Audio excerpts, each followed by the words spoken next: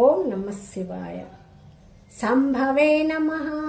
నమస్తే అస్తు భగవన్ విశ్వేశ్వరాయ మహాదేవాయ త్రయంబకాయ త్రిపురాంతకాయ త్రికాగ్నికాలాయ కాలాగ్నిరుద్రాయ నీలకంఠాయ మృత్యుంజయాయ సర్వేశ్వరాయ సదాశివాయ శ్రీమన్మహాదేవాయ నమః. ఓం నమః శివాయ. ఓం శ్రీ పరమాత్మనే నమః. ఓం నమః శివాయ. శ్రీ శివమహాపురాణము, శ్రీ శివపురాణ మహత్యము, అధ్యాయము 2-3, భాగము 2. ఈ అధ్యాయములో శివపురాణము వినుట వలన దేవేంద్రునకు శివలోక ప్రాప్తి కలగటము, చెంచులతకు పాపభీతి తొలగటము, ప్రపంచము నుండి వైరాగ్యము కలగటము మనం తెలుసుకుంటాము. సౌనక మహాముని ఇట్లా చెప్తున్నాడు: సూత మహర్షి, నీవు అదృష్టవంతుడవు, ధన్యుడవు, పరమాత్మ తత్వమును తెలిసినవాడవు. మమ్మల్ని కరుణించి ఎంతో అద్భుతము, దివ్యము అయిన ఈ కథను వినిపించావు. ఈ కథకు సమానము, శ్రేయస్కరమైనది ఈ భూమండలమున వేరొకటి లేదు. ఈ విషయమును నేడు మీ దయచేత నిశ్చితముగా తెలుసుకున్నాము. ఈ కథ వలన కలియుగమునందు ఎటువంటి పాపులైనా పరిశుద్ధులవుతారు. అట్టి వారిని గురించి దయతో చెప్పండి. ఈ ప్రపంచమును చరితార్థము చెయ్యండి.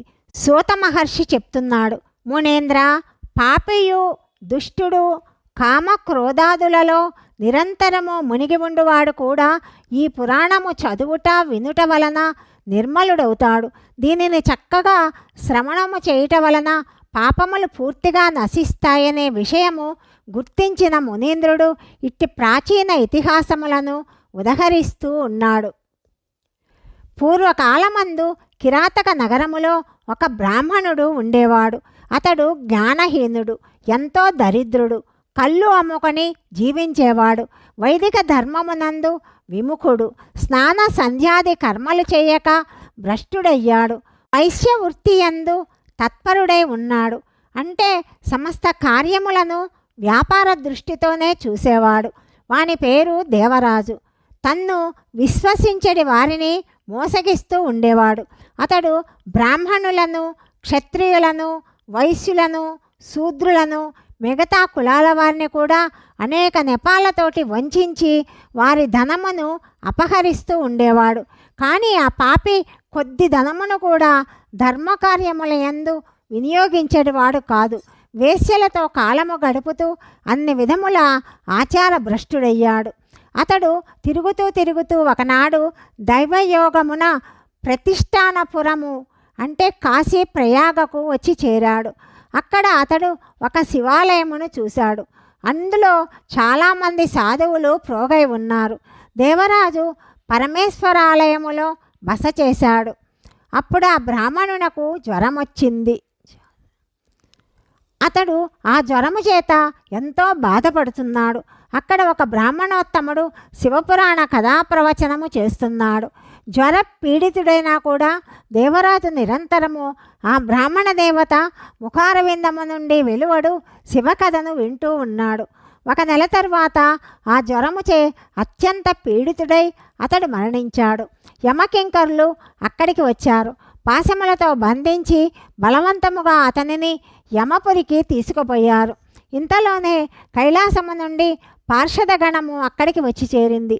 అప్పుడు గౌరవర్ణము కలిగిన శివపార్షదులు కర్పూరములాగా ప్రజ్వరిల్లుతున్నారు. చేతులు త్రిశూలములచే సుశోభితములై ఉన్నాయి. వారి శరీర అవయవములన్నీ కూడా భస్మము చేత వెలుగులేనుతూ ఉన్నాయి. రుద్రాక్ష మాలలు వారి శరీర శోభను ఇనుమడింపజేస్తున్నది. వారందరూ ఎంతో కోపముతో యమపురికి వచ్చి చేరారు. యమదూతలను కొట్టి హింసించి మాటిమాటికి వారిని బెదిరిస్తూ దేవరాజును వారి చెర నుండి విడిపించారు. ఆశ్చర్యకరమైన ఒక దివ్య విమానము మీద కూర్చుండబెట్టి శివదూతలు అతనిని కైలాసానికి తీసుకొని పోవటానికి ఉద్యుక్తులయ్యారు. ఇంతలో యమపురమునందు గొప్ప కోలాహలము వ్యాపించింది. ఆ శబ్దములను విని యమధర్మరాజు తన భవనము నుండి బయటికి వచ్చాడు. సాక్షాత్తు అప్పర రుద్రులలాగా వెలుగొందుతున్న ఆ నలుగురు దూతలను చూసి ధర్మము తెలిసిన ధర్మరాజు వారిని విధిపూర్వకముగా పూజించాడు. జ్ఞాన దృష్టితో విషయమునంతా తెలుసుకొన్నాడు.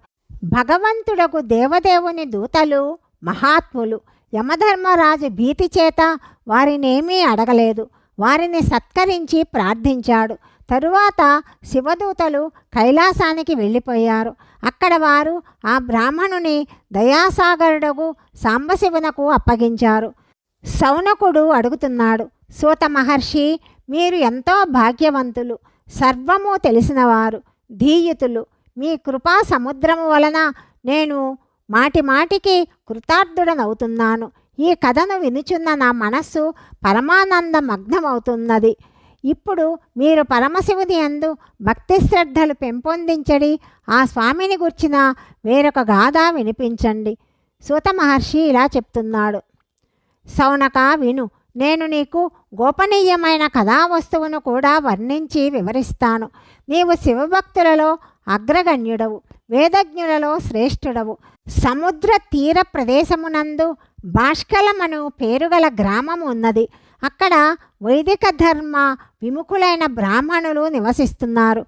వారు మహాపాపులు. వారందరూ కూడా ఎంతో దుష్టులు. వారి మనస్సులు కలుషితములై విషయభోగములందు ప్రవర్తిల్లుతూ ఉన్నాయి. దేవతల మీద కానీ అదృష్టము మీద కానీ వారికి నమ్మకం ఉండేది కాదు. వారందరూ కుటిల ప్రవృత్తిని కలిగి ఉండేవారు. వ్యవసాయం అనరిస్తూ రకరకములైన మారణ ఆయుధములను తమ వద్ద ఉంచుకునేవారు. వారు వ్యభిచారులు, దుష్టులు. జ్ఞాన వైరాగ్యములు, సత్యధర్మ ప్రవర్తనయే మానవుని పరమ పురుషార్థమని వారికి తెలియనే తెలియదు. ఈ విషయమును వారు ఎరుగనే ఎరుగరు. వారందరూ కూడా పశుబుద్ధి కలిగి ఉన్నారు. విప్రజాతి వారే అట్టి దుష్ప్రవర్తన కలిగి ఉంటే ఇక ఇతర జాతుల వారి విషయము చెప్పటమెందుకు? వీరిలాగానే ఇతర వర్ణముల వాళ్ళు కూడా కుస్థితమైన ఆలోచనలు కలిగి స్వధర్మ విముఖులై దుష్టులై ఉన్నారు. వారు నిరంతరము నిందనీయమైన కర్మలయందు లగ్నమై ఉండేవాళ్ళు. నిత్యము విషయ భోగానుభవములయందు మునిగి ఉండేవారు. అక్కడి స్త్రీలందరూ కూడా కుటిల స్వభావులు, విచ్చలివిడిగా ప్రవర్తించువారు, పాపాసక్తులు, కుస్థితమైన భావములు కలిగిన వ్యభిచారిణులు. సత్ప్రవర్తన సదాచారములు వారిలో మచ్చుకైనా లేవు. అక్కడ ఈ విధముగా దుష్టులే నివసిస్తూ ఉన్నారు. వారిదే రాజ్యము. ఆ బాష్కల గ్రామములో ఒకానొక సమయమున బిందుగుడు అను బ్రాహ్మణుడు నివసిస్తున్నాడు. అతడు ఎంతో నీచుడు, దుర్మార్గుడు, మహాపాపి. అతని భార్య గొప్ప సౌందర్యవతి. అయినప్పటికీ అతడు చెడు మార్గమునే అవలంబిస్తూ ఉన్నాడు. అతని భార్య పేరు చంచుల. ఆమె ఎల్లవేళలా ఉత్తమ ధర్మములను పాటించుట ఎందే నిమగ్నురాలై ఉండేది. అయినప్పటికీ ఆ దుష్టుడు ఆమెను వదిలి వేశ్యాలోలుడై తిరుగుతున్నాడు. ఇట్లు చెడు ప్రవర్తనతో వర్ధిల్లడి ఆ బిందుగునకు అనేక సంవత్సరములు గడిచాయి. వాని భార్య చెంచుల భర్త సాంగత్యము లేక కామపీడితయై పతివ్రతా ధర్మము నశిస్తుందనే భయము చేత బాధలను సహిస్తూ ఉన్నది. చాలా కాలము వరకు ధర్మభ్రష్టురాలు కాలేదు. కానీ దుష్ట ప్రవర్తన గల భర్త యొక్క ఆచరణ వలన ప్రభావితురాలై దురాచారములకు అలవాటు పడింది.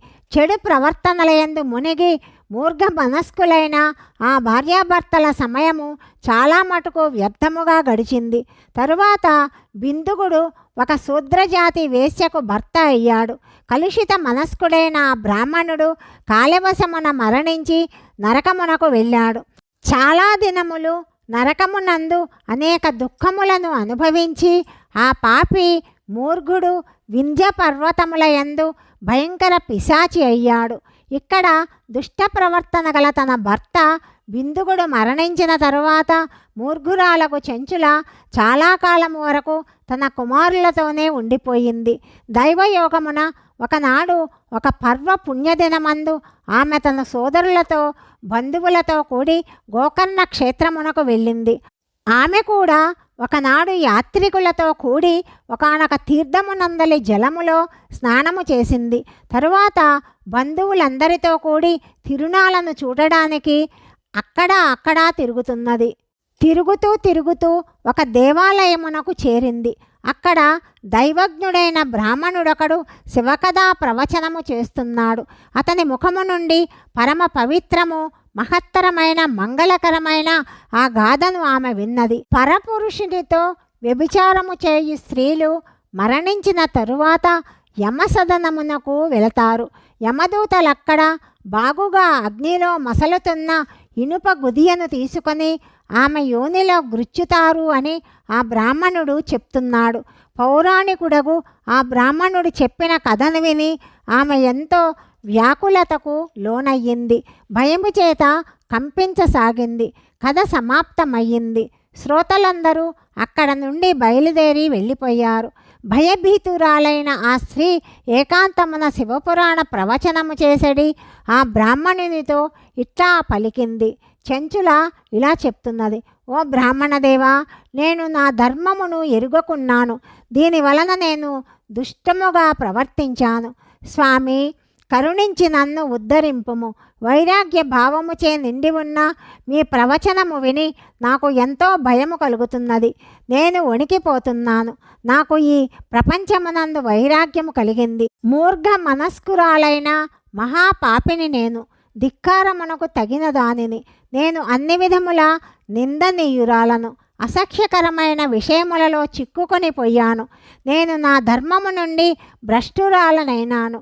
భయంకరమైన ఎట్టి కష్టములు పాలగుతానో, ఎట్టి దుర్గతి పడుతుందో నేనెరుగను. చెడు మార్గమునందు మనస్సు లగ్నమై పాప ప్రవృత్తి గల నా వంటి పాపికి విఘ్నులైన మహానుభావులెవరు అక్కడ సహాయము చెయ్యగలరు?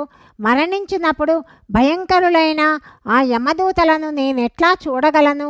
బలవంతముగా వారు నా మెడను పాశముతో బంధించినప్పుడు నేనెట్లా ధైర్యమును వహించగలను?